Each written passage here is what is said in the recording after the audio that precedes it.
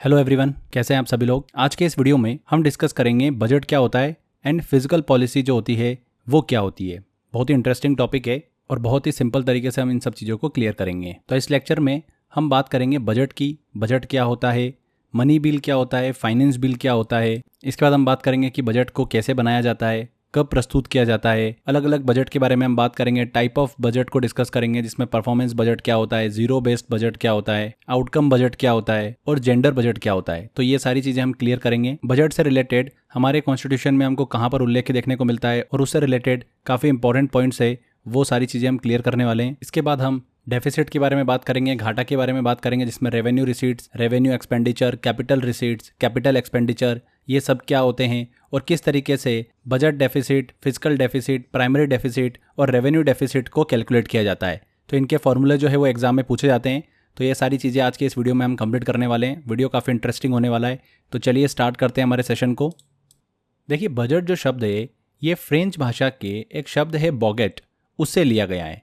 इसका अर्थ क्या होता है? चमड़े का थैला। बजट एक सरकार की फिजिकल पॉलिसी का लेख पत्र होता है। राजकोषीय नीति बोला जाता है हिंदी में फिजिकल पॉलिसी को, उसका लेख पत्र होता है। राष्ट्रपति की सहमति से वित्त मंत्री जो होता है वो लोकसभा में वित्तीय वर्ष के लिए बजट जो है वो प्रस्तुत करता है। जो फाइनेंस मिनिस्टर होता है वो लोकसभा में बजट को प्रस्तुत करता है। बजट जो होता है ये हमारी संसद पार्लियामेंट में मनी बिल के रूप में प्रस्तुत किया जाता है। अब यहाँ पर हमको दो चीज़ें समझना पड़ेगी कि मनी बिल और फाइनेंस बिल क्या होता है और इन दोनों के बीच में अंतर क्या होता है। तो मनी बिल का उल्लेख जो है फ्रेंड्स, हमारे कॉन्स्टिट्यूशन संविधान के अंतर्गत अनुच्छेद 110 में इसका उल्लेख देखने को मिलता है।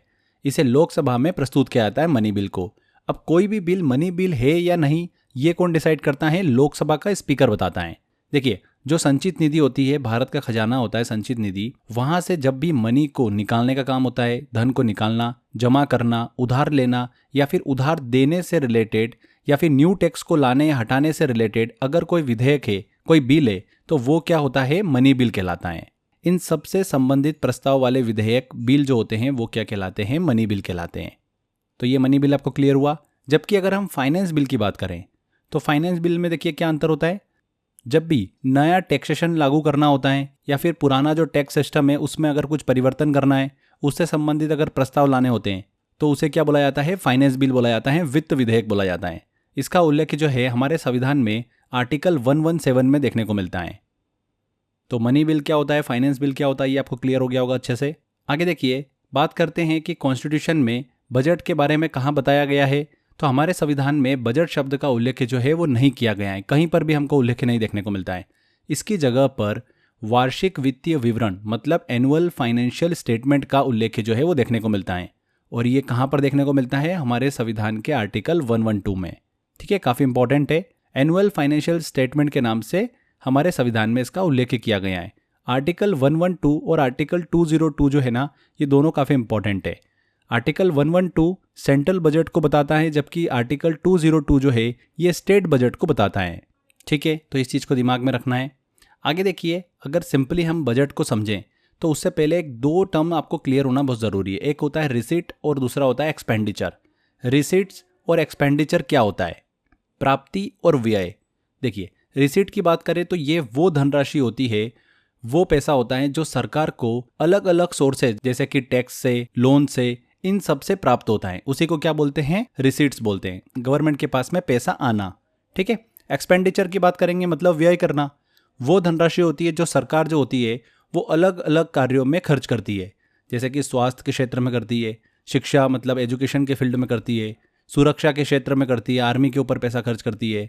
इसके अलावा डेवलपमेंट कार्यों में पैसा खर्च करती है, सड़क बनाने में, पुल बनाने में, बुनियादी ढांचे का निर्माण करने में, है ना। इसके अलावा जो इंटरेस्ट लेती है गवर्नमेंट, उसका ब्याज भी देना पड़ता है गवर्नमेंट को, सरकारी कर्मचारियों का वेतन भी देना पड़ता है। तो इस तरीके से गवर्नमेंट जो है वो एक्सपेंडिचर करती हैं। ठीक है, तो ये दोनों टर्म आपको क्लियर हो गए होंगे, रिसीट्स क्या होता है और एक्सपेंडिचर क्या होता है। तो बजट का मतलब ही क्या होता है कि गवर्नमेंट जो है एक वर्ष में जो प्राप्त उसके बाद रिसीट्स हैं और जो एक्सपेंडिचर हुआ है उसकी डिटेल जो है वो प्रस्तुत करे। इसी को क्या बोलते हैं? बजट बोलते हैं, सिंपल। बजट से हमें किसी भी कंट्री की अलग अलग इन्फॉर्मेशन के बारे में पता चलता है, जैसे कि estimated value of next year क्या है, revised value of current year क्या है और actual value of previous year क्या है। इनको भी हम समझते हैं। जैसे कि estimate value of next year की बात करें तो देखिए, इसको एग्जांपल से समझे। जैसे मान लीजिए कि आप महीने में 10,000 रुपये कमाते हैं और आपको ये उम्मीद है कि अगले महीने आपकी कमाई जो है वो 12,000 रुपये हो जाएगी, तो आप अनुमान लगाते हैं कि अगले महीने आपके पास 12,000 रुपये खर्च करने के लिए होंगे। आपका अगले महीने का अनुमानित मूल्य है 12,000।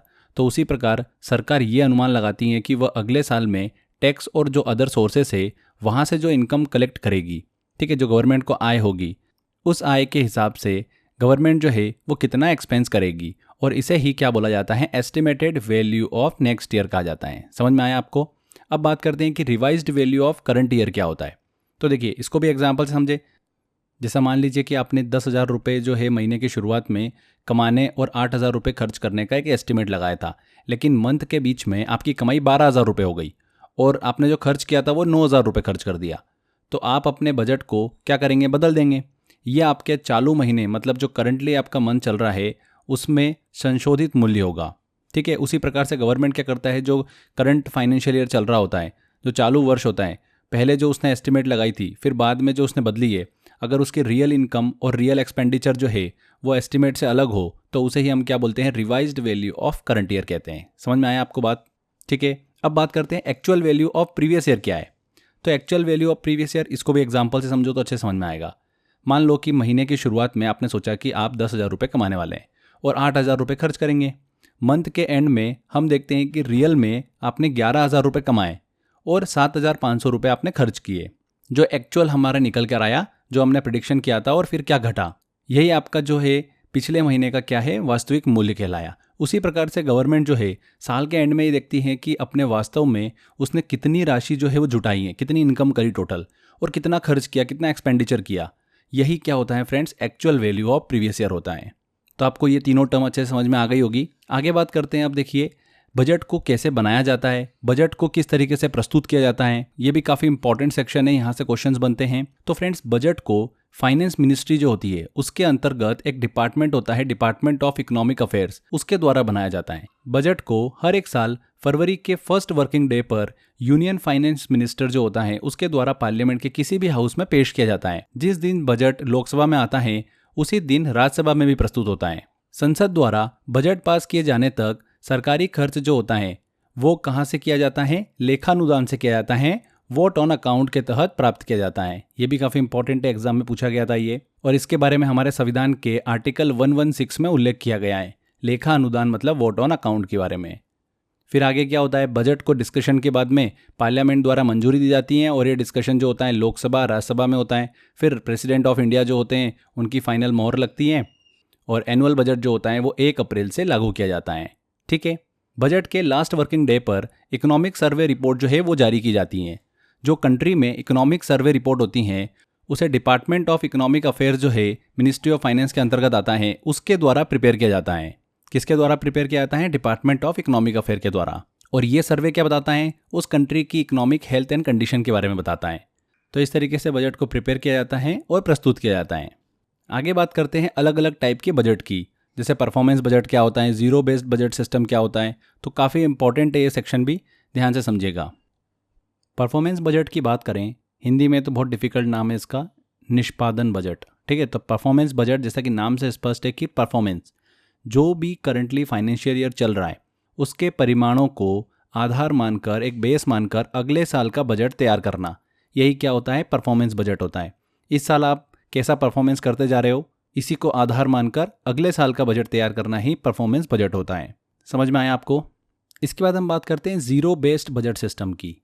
तो इस तरीके के बजट में पुराने वर्षों के जो भी एक्सपेंडिचर थे उन पर विचार नहीं किया जाता है, ना ही उनमें कुछ सुधार किया जाता है। नए वर्ष के लिए बिल्कुल एकदम नए सिरे से बजट को तैयार किया जाता है। इसी को क्या बोलते हैं, जीरो बेस्ड बजट सिस्टम कहते हैं। मतलब पुराना जो भी आपने एक्सपेंस किया है, किस तरीके से सक्सेसफुल हुआ है कि नहीं हुआ है, उन सब चीज़ों को साइड करो, फ्रेश नए सिरे से बजट को तैयार करो। यही क्या होता है, जीरो बेस्ड बजट सिस्टम होता है। समझ में आया? इस प्रणाली को क्या बोला जाता है, सनसेट बजट सिस्टम भी कहा जाता है, सूर्य अस्त बजट भी कहा जाता है। ठीक है। जो भी करंटली फाइनेंशियल चल रहा है उसके जो परिणाम आ रहे हैं, उसकी उपलब्धि हो रही है, उन सबको जीरो मानकर एक नए सिरे से बजट को बनाना ही जीरो बेस्ड बजट सिस्टम कहलाता है। जीरो बेस्ड बजट सिस्टम की बात करें तो इसके जनक कौन है, पीटर ए पायर हैं। कौन है, पीटर ए पायर। इस प्रणाली का प्रयोग जो है सबसे पहले अमेरिका ने 1973 में किया था और भारत ने इस प्रणाली की शुरुआत जो है वो 1987-88 में की थी। और भारत में पहला राज्य जिसने जीरो बेस्ड बजट सिस्टम को अपनाया था वो था आंध्र प्रदेश। ठीक है, ये चीज़ भी दिमाग में रखिएगा। आजकल ऑलमोस्ट मतलब जितने भी स्टेट हैं वो लगभग अब जीरो बेस्ड बजट सिस्टम पर आ चुके हैं। ठीक है, नेक्स्ट अब बात करते हैं हम आउटकम बजट क्या होता है। तो आउटकम बजट आप इसको ऐसे समझ सकते हैं कि देश में हर साल जो होता है बड़ी बड़ी संख्या में क्या होते हैं विकास से संबंधी योजनाएं जो है वो चलती है, जैसे कि मनरेगा चलती है, मध्याह्न भोजन योजना चलती है, प्रधानमंत्री ग्राम सड़क योजना चलती है। ठीक है, तो इस तरह की योजना जो है देखने को मिलती है। अब इन सब योजनाओं पर भारी भरकम पैसा जो है वो खर्च होता है। अब ये योजनाएं कहाँ तक सफल रही ये नापने का एग्जैक्टली कोई पैमाना नहीं होता है। योजनाओं के लटके रहने से काफ़ी ज़्यादा पैसा जो है वो खर्च होता है। इस तरीके की कमियों को दूर करने के लिए ही आउटकम बजट जो है वो पेश किया जाता है। और देश का पहला आउटकम बजट जो है वो 2005 में पेश किया गया था। इसका मुख्य उद्देश्य क्या होता है? इसका एम होता है कि चालू वित्तीय वर्ष जो होता है, करंटली जो फाइनेंशियल ईयर चल रहा होता है, उसकी हर तिमाही की समीक्षा करना, हर क्वार्टरली उसकी समीक्षा करना, यही होता है आउटकम बजट। ठीक है, क्लियर हो गया आपको ये चीज़। अब बात करते हैं जेंडर बजट। जेंडर बजट मतलब यहाँ पर जेंडर को प्रायोरिटी दी जा रही है। तो ये बजट जो है महिलाओं के विकास, उनके डेवलपमेंट, उनके कल्याण से संबंधी योजनाएं, उनके कार्यक्रमों के लिए प्रतिवर्ष एक निर्धारित राशि जो है वो सुनिश्चित करता है। जेंडर बजट, यहाँ पर जेंडर को प्रायोरिटी दी जा रही है। इतना दिमाग में रखना है कि महिलाओं के विकास से और उनके कल्याण से संबंधित है।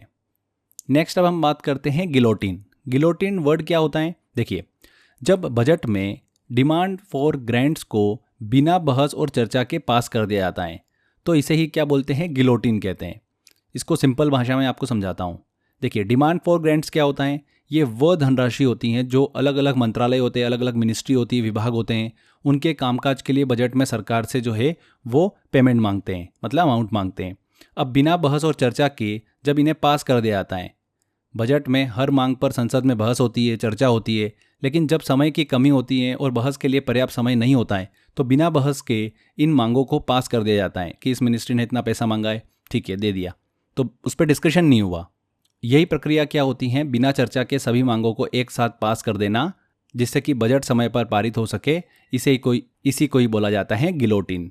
समझ में आया ये वर्ड आपको? अब इसके बाद बात करते हैं इंटरिम बजट की। इंटरिम बजट आप सभी को पता ही है कि जनरली जब आम चुनाव हमको देखने को मिलते हैं, 5 साल में आम चुनाव आते हैं, उस वर्ष में सरकार को इंटरिम बजट जो है, अंतरिम बजट, वो लाना होता है, क्योंकि इलेक्शन जो है हमको लगभग मई जून के मंथ में देखने को मिलते हैं, आम इलेक्शन, लोकसभा इलेक्शन। और बजट को फरवरी में लाना होता है, तो सरकार के पास पूरा साल तो होता नहीं है, तो इसलिए वो इंटरिम बजट जो है वो पेश करते हैं। तो आपको ये क्लियर हो गया? तो ये अलग अलग टाइप के हमने बजट को पढ़ा, टाइप ऑफ बजट में। आई होप आपको सारी चीज़ें क्लियर हो गई होगी। क्वेश्चंस बनते हैं यहाँ से एग्जाम के अंदर, इसलिए दिमाग में रखना है। आगे देखिए, बजट से संबंधित कुछ इंपॉर्टेंट पॉइंट्स हैं। जैसे कि पहला बजट जो है वो देखिए 1733 में प्रोफेसर फिलिप, जो कि ब्रिटेन से आते हैं, उन्होंने प्रस्तुत किया था। भारत का पहला बजट जो है वो 1860 में जेम्स विल्सन ने प्रस्तुत किया था। स्वतंत्र भारत की बात करें तो भारत का पहला बजट जो है 1947 में आर.के. सरमुखम शेट्टी ने पेश किया था। किसने? आर.के. सरमुखम शेट्टी ने। पहला गणतंत्र बजट की बात करें तो 1950 में जॉन मथाई ने इसे पेश किया था। भारत में सबसे ज़्यादा बार बजट रखने वाले व्यक्ति कौन है? मोरारजी देसाई हैं। 10 बार इन्होंने बजट जो है वो रखा है। प्रधानमंत्री रहते हुए अगर जो वित्त मंत्री भी रहे हैं उनकी बात करें तो पंडित जवाहरलाल नेहरू का नाम आता है, इंदिरा गांधी का नाम आता है, राजीव गांधी का नाम आता है। तो ये प्रधानमंत्री रहते हुए वित्त मंत्री भी रहे हैं। आगे देखिए, इंडिया में वुमेन द्वारा फर्स्ट बजट जो है वो 1970 को इंदिरा गांधी द्वारा प्रेजेंट किया गया था। भारत में पहला पेपरलेस बजट की बात करें तो देखिए friends, first digital budget Nirmala Sitharaman ने वर्ष 2021 में प्रेजेंट किया था। इंडिया का फर्स्ट रेलवे बजट जो है वो जॉन मथाई ने 1924 को प्रेजेंट किया था। और इंडिया का लास्ट रेलवे बजट जो है वो सुरेश प्रभु ने वर्ष 2016 में प्रेजेंट किया था। देखिए, 2016 के बाद से इंडिया में रेलवे बजट और जनरल बजट जो रखा जाता है उनको मर्ज कर दिया गया। 2017 से दोनों को एक साथ जो है वो प्रेजेंट किया जाता है। हमें ये भी जानना ज़रूरी है कि जो रेलवे बजट है उसको जनरल बजट से अलग जो है वो एक्वर्थ कमेटी की रिकमेंडेशन पर किया गया था। इसके साथ में रेलवे बजट को जनरल बजट से मर्ज जो है वो विवेक देवराय कमेटी की रिकमेंडेशन पर किया गया था। 2017 से बजट को फरवरी के लास्ट वर्किंग डे की जगह फरवरी के फर्स्ट वर्किंग डे पर प्रेजेंट जो है वो किया जाने लगा। पहले फरवरी के लास्ट वर्किंग डे पर बजट जो है वो रखा जाता था और 2017 से फरवरी के फर्स्ट वर्किंग डे पर प्रेजेंट जो है वो किया जाने लगा। अब देखिए फ्रेंड्स, इस लेक्चर का काफ़ी इंपॉर्टेंट सेक्शन स्टार्ट होने जा रहा है। सबसे पहले हमको कुछ टर्म्स को क्लियर करना ज़रूरी है, जैसे कि रेवेन्यू रिसीट्स क्या होती हैं, कैपिटल रिसीट्स क्या होती हैं, रेवेन्यू एक्सपेंडिचर क्या होता है, कैपिटल एक्सपेंडिचर क्या होता है, टोटल रिसीट्स क्या होती हैं और टोटल एक्सपेंडिचर क्या होता है। तो पहले हम अच्छे से इनको क्लियर कर लेते हैं, फिर आगे हम कुछ इंपॉर्टेंट टर्म्स जो है वो भी डिस्कस करेंगे। सबसे पहले हम बात करते हैं रेवेन्यू रिसीट्स क्या होती हैं, राजस्व प्राप्तियां क्या होती हैं। रिसीट्स का मतलब ये होता है कि आय होना। तो ये सरकार की ऐसी आय, ऐसी प्राप्ति होती हैं जिसमें सरकार पर किसी भी प्रकार की लायबिलिटी नहीं होती है। जैसे हम समझे तो टैक्स। रेवेन्यू रिसीट्स गवर्नमेंट का वो पैसा होता है जो गवर्नमेंट को हर साल मिलता है और गवर्नमेंट को उसे किसी को वापस जो है वो नहीं करना पड़ता है। तो टैक्स से आने वाली आय जो होती है वो इसी तरीके की आय होती है गवर्नमेंट के पास। टैक्स से गवर्नमेंट को पैसा मिलता है। अब देखिए, ये भी दो प्रकार का होता है, एक होती है टैक्स इनकम और एक होती है नॉन टैक्स इनकम। तो टैक्स इनकम क्या होती है? वह इनकम होती है जो गवर्नमेंट को टैक्स से मिलती है, जैसे कि इनकम टैक्स हो गया, सेल टैक्स हो गया। ठीक है, अब इनकम टैक्स अगर रिलेटेड अगर बात करें तो दो तरीके के टैक्स से गवर्नमेंट को इनकम मिलती है, एक होता है डायरेक्ट टैक्स और दूसरा होता है इनडायरेक्ट टैक्स। डायरेक्ट टैक्स, प्रत्यक्ष कर जो होता है, ये क्या होता है? ये वह टैक्स होता है जो सीधे व्यक्ति या फिर संगठन को इंस्टीट्यूट होता है उसकी आय या संपत्ति पर लगता है। इसे टैक्स पेयर खुद सरकार को भुगतान करता है, जैसे कि इनकम टैक्स हो गया, प्रॉपर्टी टैक्स हो गया, कॉर्पोरेट टैक्स हो गया, है ना। कोई व्यक्ति है, उसकी कमाई पर लगने वाला टैक्स इनकम टैक्स हो गया। प्रॉपर्टी टैक्स जो हो गया, प्रॉपर्टी टैक्स की बात करें तो संपत्ति के मालिक पर लगने वाला टैक्स हो गया। कॉर्पोरेट टैक्स की बात करें तो कंपनियों की आय पर लगने वाला टैक्स है। तो इस तरीके से डायरेक्ट टैक्स के थ्रू गवर्नमेंट को इनकम होती है। इसके अलावा इनडायरेक्ट टैक्स के थ्रू भी गवर्नमेंट को इनकम होती है। इनडायरेक्ट टैक्स क्या होता है? वह टैक्स होता है जो वस्तु जो होता है या फिर कोई सर्विसेज होती है, सेवाएं होती है, उन पर लगाया जाता है। इसे कंज्यूमर द्वारा जो होता है वो इनडायरेक्टली भुगतान किया जाता है। आप मार्केट जाते हो, मार्केट से मान लो अमूल का एक आप पैकेट लेके आ गए दूध का, तो कहीं ना कहीं आप गवर्नमेंट को टैक्स देके आए हो। मार्केट से आप कुछ भी परचेस करते हो, एसी परचेस कर रहे हो, पंखा परचेस कर रहे हो, हर एक चीज़ पर जो है गवर्नमेंट को टैक्स जाता है। ये टैक्स जाता है जीएसटी के थ्रू, कस्टम ड्यूटी के थ्रू, एक्साइज ड्यूटी के थ्रू। तो इस तरीके से गवर्नमेंट जो है वो टैक्स कलेक्ट करती है। ठीक है, तो ये हो गया इनडायरेक्ट टैक्स। समझ में आया आपको डायरेक्ट टैक्स क्या होता है, इनडायरेक्ट टैक्स क्या होता है? टैक्सेशन वाले पार्ट में हम इसको और अच्छे से डिटेल में क्लियर करेंगे। इसके अलावा बात करते हैं हम नॉन टैक्स इनकम की। तो वह इनकम होती है जो गवर्नमेंट को टैक्स के अलावा भी अन्य रिसोर्सेज से मिलती है, जैसे कि गवर्नमेंट प्रॉपर्टी से, बिल्डिंग रेंट से, बैंक में डिपॉजिट मनी से, उस पर जो इंटरेस्ट मिल रहा है उससे इनकम हो रही है। ठीक है, तो इस तरीके की इनकम आती है गवर्नमेंट के पास, जैसे कि फीस हो गई, पेनल्टी हो गई, लाइसेंस इशू करना है तो उसकी फीस हो गई, डिविडेंड से, इंटरेस्ट से, इन सब से गवर्नमेंट को भी आय होती है। तो ये कौन सी हो गई? नॉन टैक्स इनकम हो गई। तो इस तरीके से गवर्नमेंट को टैक्स इनकम और नॉन टैक्स इनकम जो है वो होती है और ये आती हैं रेवेन्यू रिसीट्स के अंतर्गत। ऐसी आय जिस पर गवर्नमेंट को वापस करने की कोई भी लायबिलिटी नहीं होती है। तो ये टर्म आपको अच्छे से क्लियर हो गई, रेवेन्यू रिसीट्स क्या होता है।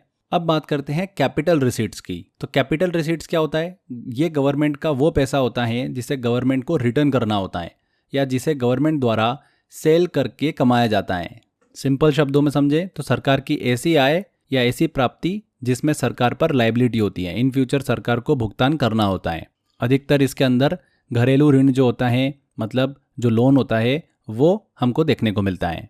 अब इस तरीके की आय जो गवर्नमेंट को होती है मोटे मोटे दो तरीके से होती है, एक होता है डिसइन्वेस्टमेंट से और एक होता है पब्लिक डेट से। अब डिसइन्वेस्टमेंट, विनिवेश और पब्लिक डेट मतलब सार्वजनिक ऋण क्या होता है इसको समझते हैं। डिसइन्वेस्टमेंट का मतलब क्या होता है? सरकार अपनी हिस्सेदारी को बेचती है। इसमें सरकार की संपत्ति, एसेट जो होता है वो कम होने लगता है। ये वह पैसा होता है जो सरकार को अपनी संपत्ति या सरकारी कंपनियों के शेयर बेचकर मिलता है, उसी को क्या बोलते हैं? डिसइन्वेस्टमेंट कहते हैं। जैसे आपने नाम सुना होगा IRCTC का, तो गवर्नमेंट ने IRCTC जो है उसमें कुछ हिस्सेदारी जो है वो बेची थी, तो ये क्या हो गया? डिसइन्वेस्टमेंट हो गया। इसके बाद हम बात करते हैं पब्लिक डेट की, सार्वजनिक ऋण की। तो इसमें सरकार जो है वो अदर कंट्री या फिर डिफरेंट ऑर्गेनाइजेशन से लोन जो है वो लेती हैं। इसमें सरकारी कर्ज जो है लायबिलिटी बनने लगती हैं, वो पैसा जो सरकार जनता या बैंकों से उधार लेती हैं जिसे बाद में सरकार को वापस करना पड़ता है, तो वो आते हैं पब्लिक डेट के अंदर। तो समझ में आ गया आपको? हमने पढ़ा रेवेन्यू रिसीट्स और कैपिटल रिसीट्स। जब रेवेन्यू रिसीट्स और कैपिटल रिसीट्स को जोड़ देते हैं तो क्या बन जाता है? टोटल रिसीट्स बन जाता है, गवर्नमेंट की कुल आय। रेवेन्यू रिसीट्स वो पैसा जिस पे गवर्नमेंट के पास में कोई भी लायबिलिटी नहीं है वापस करने की। कैपिटल रिसीट्स वो पैसा जिसमें गवर्नमेंट के पास में लायबिलिटी होती है पैसा वापस करने की। ये चीज़ क्लियर हो गई। अब बढ़ते हैं हम एक्सपेंडिचर की तरफ। तो सबसे पहले बात करते हैं रेवेन्यू एक्सपेंडिचर की, राजस्व व्यय। तो रेवेन्यू एक्सपेंडिचर गवर्नमेंट का वह एक्सपेंडिचर होता है जिसे गवर्नमेंट रेगुलर बेसिस पर करती है। इसका गवर्नमेंट को कोई फिक्स एसेट के रूप में बेनिफिट जो है वो नहीं मिलता है। ऐसे सरकारी खर्चे जिसमें सरकार की न तो प्रोडक्शन कैपेसिटी का विस्तार होता है, न ही फ्यूचर के लिए कोई इनकम जनरेट होती है, वही क्या होता है, रेवेन्यू एक्सपेंडिचर होता है। और इस एक्सपेंडिचर के अंतर्गत क्या देखने को मिलता है हमको, subsidy, scholarship, pension, administration, welfare schemes, interest payment, ये सभी इसके अंदर आता है। सब्सिडी जैसे गवर्नमेंट द्वारा दी जाने वाली फाइनेंशियल हेल्प, ताकि चीज़ें जो है वो सस्ती हो सके, जैसे कि फूड आइटम पर हमको सब्सिडी देखने को मिलती है। स्कॉलरशिप में गवर्नमेंट द्वारा स्टूडेंट्स को दी जाने वाली फाइनेंशियल हेल्प, ताकि वो अपनी पढ़ाई जो है वो कंटिन्यू रख सकें। पेंशन जिसमें गवर्नमेंट द्वारा रिटायर्ड एम्प्लॉयज़ जो होते हैं गवर्नमेंट के, उनको ही दी जाती है। एडमिनिस्ट्रेशन की बात करें तो गवर्नमेंट ऑफिसेज और सर्विसेज के ऑपरेशन पर खर्च होने वाली धनराशि एडमिनिस्ट्रेशन के अंतर्गत आती हैं। वेलफेयर स्कीम जो होती हैं सरकार द्वारा समाज के कमज़ोर वर्गों के लिए चलाए जाने वाले कार्यक्रम पर खर्च होने वाला पैसा। इसके बाद इंटरेस्ट पेमेंट, सरकार जो लोन लेती है उस पर गवर्नमेंट को इंटरेस्ट देना होता है, तो वो ब्याज जो है वो गवर्नमेंट पे करती है। तो ये सभी एक्सपेंडिचर आते हैं रेवेन्यू एक्सपेंडिचर के अंतर्गत।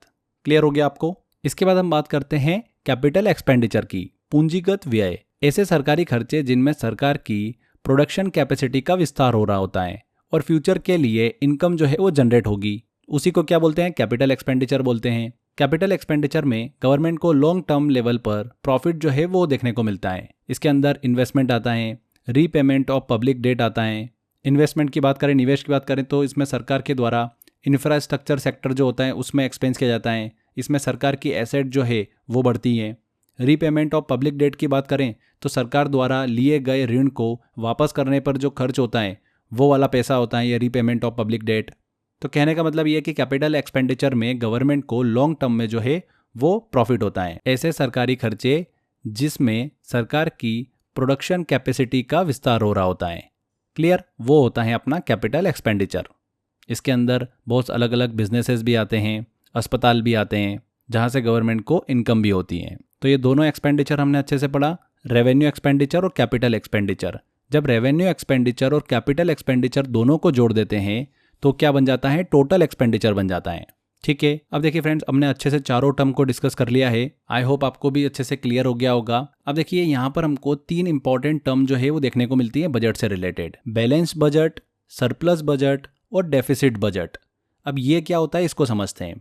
देखिए, जब भी टोटल रिसीट जो होती है, अभी हमने पढ़ा टोटल रिसीट्स, रेवेन्यू रिसीट्स और कैपिटल रिसीट्स को जोड़ देते हैं तो टोटल रिसीट्स बन जाती है, कुल प्राप्ति। जब कुल प्राप्ति जो है टोटल रिसीट्स वो बराबर हो जाती है टोटल एक्सपेंडिचर के, तो इसको क्या बोलते हैं हम, बैलेंस बजट बोलते हैं।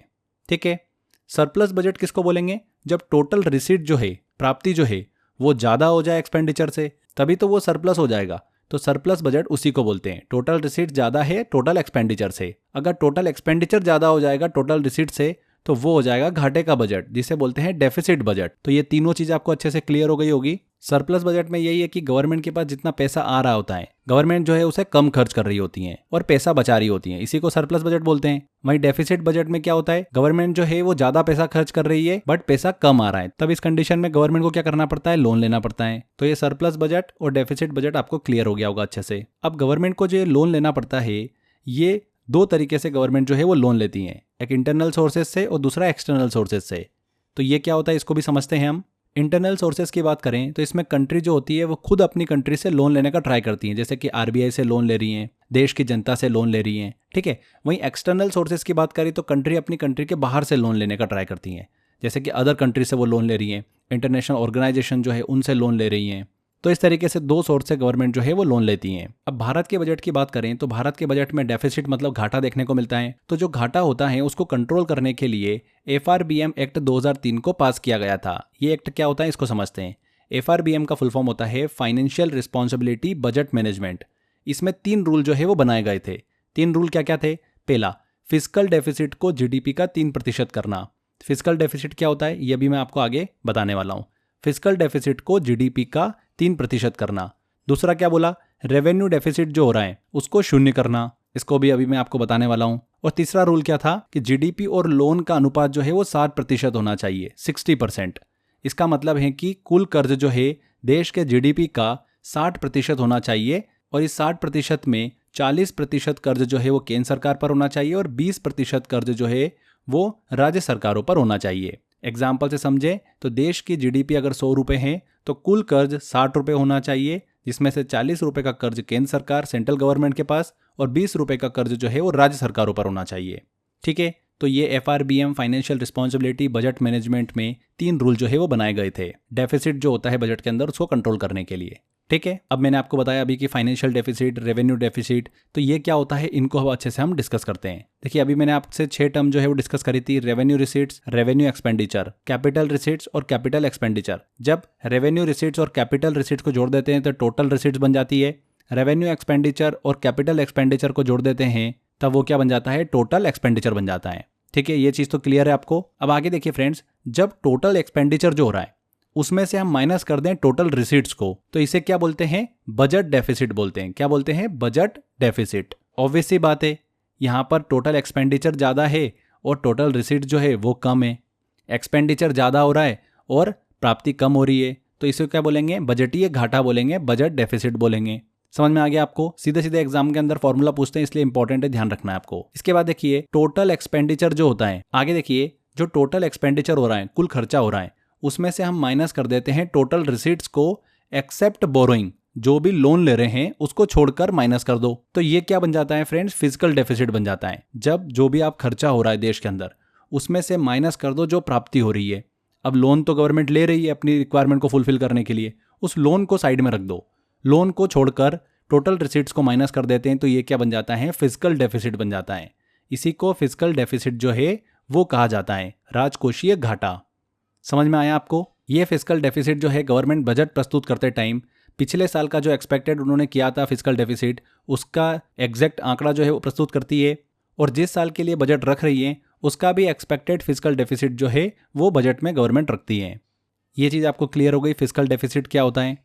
अब देखिए फ्रेंड्स, गवर्नमेंट ने लोन लिया है तो एक्सपेंस जो कर रही है गवर्नमेंट, उसके अंदर गवर्नमेंट जो है जिससे लोन लिया उसको ब्याज तो दे रही होगी ना, इंटरेस्ट तो दे रही होगी, तो वो इंटरेस्ट भी हमको माइनस करना पड़ेगा। तो जब फिजिकल डेफिसिट में से हम वो इंटरेस्ट पेमेंट को माइनस कर देते हैं तब ये क्या बन जाता है, प्राइमरी डेफिसिट बन जाता है। क्या बन जाता है, प्राइमरी डेफिसिट। क्या बन जाता है, primary deficit. Very very important है ये। आगे देखिए, जो टोटल रेवेन्यू एक्सपेंडिचर होता है उसमें से जब टोटल रेवेन्यू रिसीट्स को माइनस कर दिया जाता है तब ये क्या हो जाता है, रेवेन्यू डेफिसिट जो है वो कहलाता है। तो ये चारों टर्म आपको अच्छे से क्लियर हो गई होगी। बजट डेफिसिट क्या होता है, घाटे का बजट क्या होता है, फिजिकल डेफिसिट क्या होता है, राजकोषीय घाटा क्या होता है, प्राइमरी डेफिसिट क्या होता है और रेवेन्यू डेफिसिट क्या होता है। जब तक आपको ये टोटल एक्सपेंडिचर, टोटल रिसीट्स, अगर ये टर्म अच्छे से क्लियर नहीं होगी तो आपको यहाँ पर कुछ भी समझ में नहीं आएगा। इसीलिए मैंने आपको पहले ही सारी चीज़ें जो है अच्छे से क्लियर कर दी है। आगे देखिए फ्रेंड्स, भारत के बजट की बात करें तो भारत के बजट में सबसे ज़्यादा प्राप्ति जो होती है, रिसीट जो होती है, वो कहाँ से आती है। देश में सबसे ज़्यादा प्राप्ति जो होती है वो पब्लिक डेट से होती है, मतलब लोन से होती हैं, बोरोइंग से होती हैं, 34%। सेकेंड जो इनकम होती है गवर्नमेंट को वो GST से होती है 17% के आसपास। और तीसरी जो इनकम होती है वो इनकम टैक्स के थ्रू होती है। बजट में सर्वाधिक व्यय जो हमको देखने को मिलता है वो सबसे ज़्यादा जो हमारा व्यय हो रहा है वो इंटरेस्ट पेमेंट में जाता है, लगभग 20% के आसपास। और ये आंकड़ा जो है ना, ये बजट वाइज बजट जो है वो चेंज होता रहता है। इतना फ्रिक्वेंटली तो चेंज नहीं होता है, बट हाँ थोड़ा बहुत हमको मामूली सा अंतर देखने को मिलता है। आगे देखिए, डेट ट्रैप जो है, एक वर्ड हमको सुनने को मिलता है, ऋण जाल, डेट ट्रैप। ये क्या होता है, जब कोई देश ब्याज मतलब इंटरेस्ट का भुगतान करने के लिए देश को फिर से लोन लेना पड़ जाए, उसे ही क्या बोलते हैं, डेट ट्रैप बोलते हैं। मतलब गवर्नमेंट जो है उसने लोन ले रखा है, उसका इंटरेस्ट पेमेंट करना है। अब गवर्नमेंट जो है वो अपनी अच्छी परफॉर्मेंस देगी, अच्छे तरीके से गवर्नमेंट रन करेगी, तो उसकी रिसीट्स मतलब इनकम भी अच्छी होना चाहिए, तब वो तो जो लोन लिया है ना उसका वो ब्याज मतलब पेमेंट कर पाए, इंटरेस्ट पेमेंट कर पाए। अगर वो कंट्री जो है, सरकार जो है, वो इंटरेस्ट पेमेंट भी ना कर पाए, ऐसे कंडीशन में उसको दूसरे देश से फिर से लोन लेना पड़ जाए, तो वो डेट ट्रैप जो है वो कहलाता है। समझ में आ गया आपको। जैसे कि पाकिस्तान जो है वो डेट ट्रैप के अंतर्गत आता है। तो ये क्लियर हो गया आपको। दो चीज़ें और हमको देखो अच्छे से क्लियर करना है, डेवलपमेंट एक्सपेंडिचर क्या होता है और नॉन डेवलपमेंट एक्सपेंडिचर क्या होता है। वैसे तो हम डिस्कस कर चुके हैं, फिर भी हम एक बार और डिस्कस कर लेते हैं इसको। डेवलपमेंट एक्सपेंडिचर मतलब एजुकेशन पे, देखिए मतलब एजुकेशन पे पैसा खर्च होना है, हेल्थ के ऊपर पैसा खर्च होना है, इंफ्रास्ट्रक्चर पे, एनर्जी एंड इलेक्ट्रिसिटी पर, रूरल डेवलपमेंट में पैसा खर्च हो रहा है और इरिगेशन मतलब सिंचाई व्यवस्था पर। यह हो गया डेवलपमेंट एक्सपेंडिचर। अब नॉन डेवलपमेंट एक्सपेंडिचर के अंतर्गत क्या आता है, जैसे कि डिफेंस पुलिस पर पैसा खर्च होना, जुडिशरी पे पैसा खर्च होना, इंटरेस्ट पेमेंट जाना, एडमिनिस्ट्रेशन पे पैसा खर्च होना, सब्सिडी पर, पेंशन पर। तो ये हो गया नॉन डेवलपमेंट एक्सपेंडिचर। गवर्नमेंट के 2 तरीके के एक्सपेंडिचर जो है हमको देखने को मिलते हैं। तो यहाँ पर फ्रेंड्स हमारा ये टॉपिक कंप्लीट होता है। सारा थ्योरी सेक्शन हमने अच्छे से कंप्लीट किया। चलिए कुछ क्वेश्चंस लेते हैं, आपको आइडिया लगेगा इस टॉपिक से एग्जाम के अंदर कैसे क्वेश्चन पूछे जाते हैं। देखिए पहला क्वेश्चन है, रेवेन्यू डेफिसिट क्या होता है। रेवेन्यू डेफिसिट क्या होगा? रेवेन्यू डेफिसिट क्या होता है? जो एक्सपेंडिचर है वो ज़्यादा हो जाता है प्राप्ति से, मतलब रिसीट से। तो रेवेन्यू एक्सपेंडिचर ज़्यादा होता है जब रेवेन्यू रिसीट से, राजस्व व्यय ज़्यादा राजस्व प्राप्ति से। यही क्या होता है? रेवेन्यू डेफिसिट होता है। B answer. भारत का पहला पेपरलेस बजट किस वर्ष प्रस्तुत किया गया था? 2021 में प्रस्तुत किया गया था निर्मला सीतारमण के द्वारा। फिस्कल डेफिसिट क्या दर्शाता है? फिस्कल डेफिसिट जो है सरकार का कुल उधार जो है वो दर्शाता है। हमने देखिए डिस्कस किया था, जो टोटल रिसीट्स होती है उसमें से माइनस कर दिया जाता है टोटल एक्सपेंडिचर एक्सेप्ट बोरोइंग। जो उधार ले जाता है उसको साइड में रखकर, तो जो उधार लिया है वही तो बचेगा। तो सरकार का कुल उधार जो है वही दर्शाता है फिस्कल डेफिसिट। और गवर्नमेंट जो है वो हर बार बजट में कोशिश करती है कि कम से कम फिस्कल डेफिसिट जो है वो दर्शाए, कम गवर्नमेंट को उधार लेना पड़े। अगला क्वेश्चन है, किस अनुच्छेद में भारत के राज्य बजट का विवरण दिया गया है? तो किस आर्टिकल में? आर्टिकल 202 में। वित्तीय उत्तरदायित्व और बजट प्रबंधन FRBM अधिनियम कब पारित किया गया था? तो 2003 में पारित किया गया था। हमने डिस्कस किया था, 3 रूल बनाए थे उसके अंदर। भारत का पहला डिजिटल बजट किसने प्रस्तुत किया था? तो निर्मला सीतारमण ने प्रस्तुत किया था। जीरो बेस्ड बजटिंग का अर्थ क्या होता है? जो भी एक्सपेंडिचर करने वाली गवर्नमेंट उसको नए सिरे से शुरू करना, तो एक नए तरीके से बजट को बनाना, पुराने बजट को साइड में रखते हुए। तो सभी व्यय को नई अवधि से प्रारंभ करना। A answer. तो फ्रेंड्स इस तरीके से क्वेश्चंस हमको एग्जाम में देखने को मिलते हैं। और भी मैंने बहुत सारे क्वेश्चंस निकाले हैं, वो आपको टेस्ट वाले सेक्शन में मिल जाएंगे। अच्छे से टेस्ट लगाइए इस टॉपिक का। 100% आपका इस टॉपिक से एग्जाम में कभी भी क्वेश्चन गलत नहीं होगा। बस मेहनत करते रहिए अच्छे से। जितनी मैं आपको इन्फॉर्मेशन दे रहा हूँ उसकी बार बार अच्छे से उतनी प्रैक्टिस करते रहिए। इकोनॉमिक्स आपको कभी भी दिक्कत नहीं देगा एग्जाम में, ठीक है। 3 से 4 क्वेश्चन हमको इकोनॉमिक्स से देखने को मिलते ही हैं, तो हमारा एक भी क्वेश्चन गलत नहीं होना चाहिए। ये सारा जो मैं आपको कंटेंट दे रहा हूँ ये काफ़ी रिसर्च के बाद मैं आपको दे रहा हूँ। काफ़ी एनालिसिस करने के बाद में ये आइडिया लगाया जाता है कि एग्जामिनर किस तरीके के क्वेश्चन एग्जाम में पूछ रहा है, क्या ट्रेंड फॉलो कर रहा है। तो अच्छे से जितना इन्फॉर्मेशन दे रहा हूँ उतना पढ़ते चलिए। तो फ्रेंड्स मेहनत करते रहिए अच्छे से, मुस्कुराते रहिए। मिलते हैं नेक्स्ट वीडियो में। Till then bye bye.